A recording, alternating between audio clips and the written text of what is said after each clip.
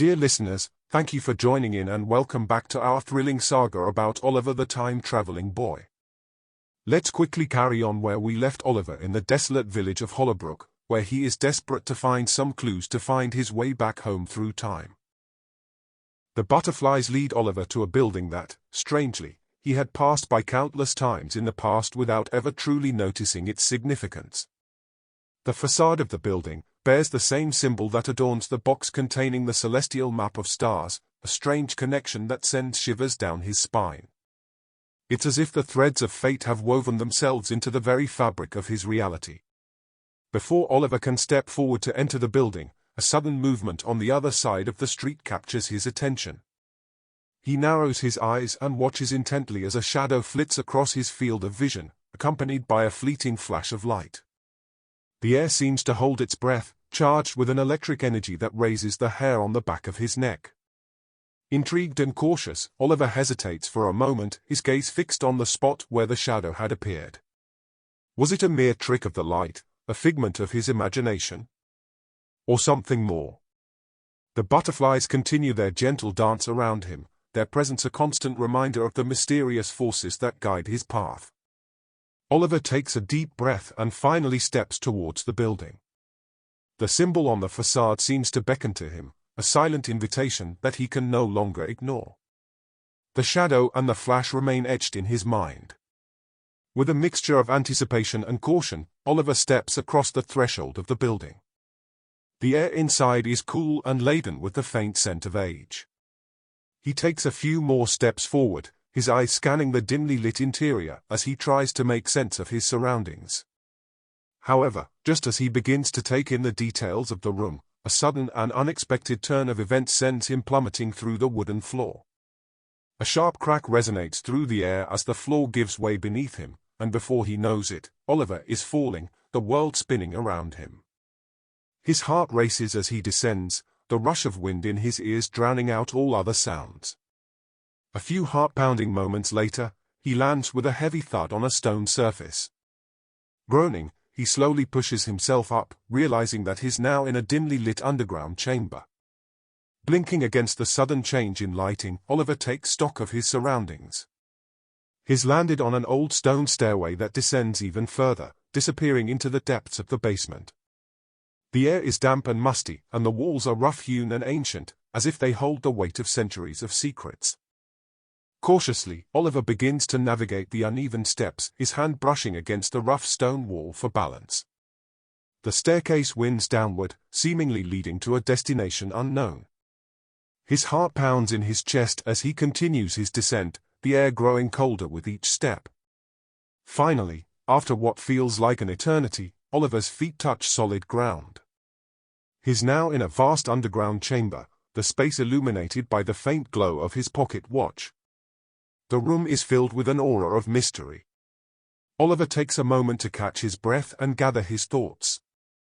In the dimly lit underground chamber, Oliver's eyes scan the surroundings, taking in the ancient stone walls and the air heavy with the weight of history. Cautiously, he ventures further into the chamber, his gaze falling upon a stone table positioned at the center of the room.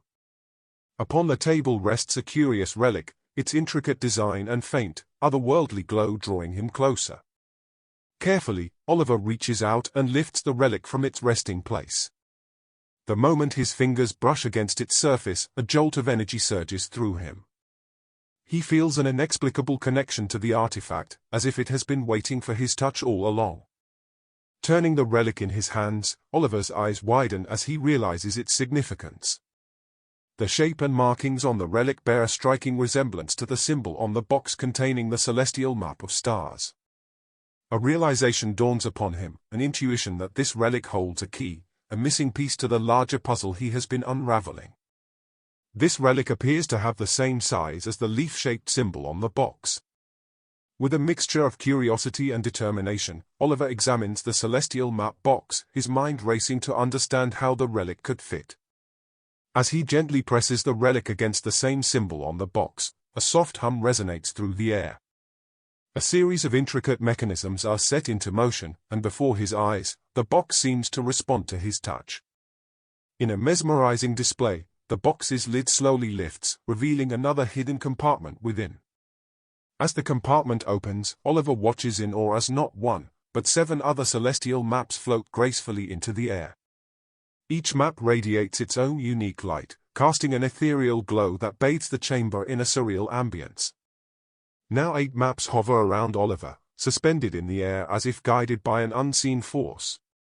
He marvels at the intricate details of each map, the constellations, the planets, the paths through time and space, all laid out before him in a symphony of light and knowledge. In this moment, Oliver understands that these celestial maps are more than just geographical guides. They together hold the key to unlocking the mysteries of time itself, a cosmic tapestry woven with threads of history, destiny, and the unknown. With a newfound sense of purpose, Oliver's heart swells with determination as he contemplates the importance of his discovery. As the maps dance around him, Oliver can't help but feel that he is on the cusp of an extraordinary revelation. The strange relic in the shape of a leaf, the celestial maps, the hidden chamber, all are pieces of a puzzle that he is destined to assemble. Oliver stands in awe as the celestial maps continue their mesmerizing dance around him. The room is alive with the soft glow of their intricate patterns, and he can feel the weight of their significance pressing upon him. It's as if the maps themselves are urging him forward, guiding him toward the next step.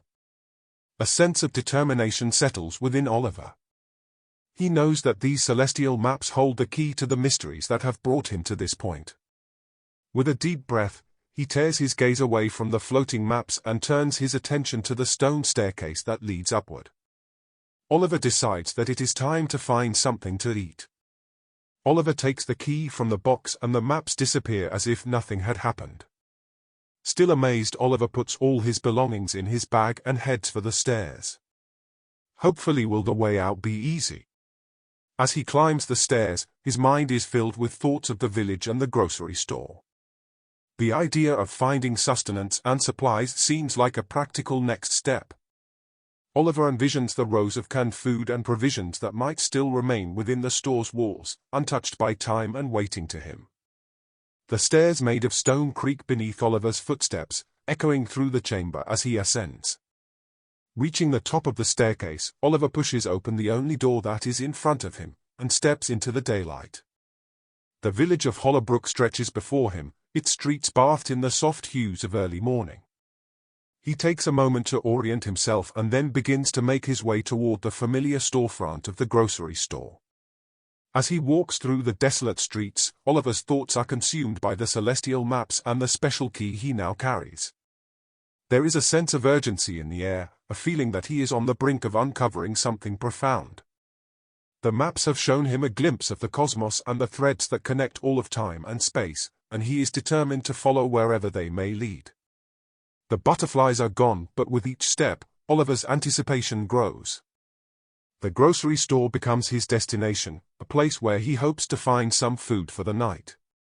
The wind rustles through the empty streets, carrying with it a whisper of possibilities. Oliver walks with purpose, ready to continue his journey and unravel the secrets that lie ahead. In the quiet solitude of the abandoned village, Oliver steps into the grocery store, his heart beating with a mixture of trepidation and hope. The store seems frozen in time, shelves lined with dusty cans and forgotten supplies. As he explores the aisles, his eyes widen in amazement. The shelves hold an unexpected treasure trove of canned food, preserved and waiting for him as if fate has guided him to this very spot. He can't believe his luck as he carefully selects cans of beans, fruits, vegetables, and other essentials. It's as though the universe has conspired to provide for him in this deserted place. Each can he places in his bag feels like a small victory, a reminder that even in the midst of uncertainty, there are moments of abundance and fortune. With his bag filled with a variety of canned goods, Oliver heads back to the inn, his steps light and his spirit lifted.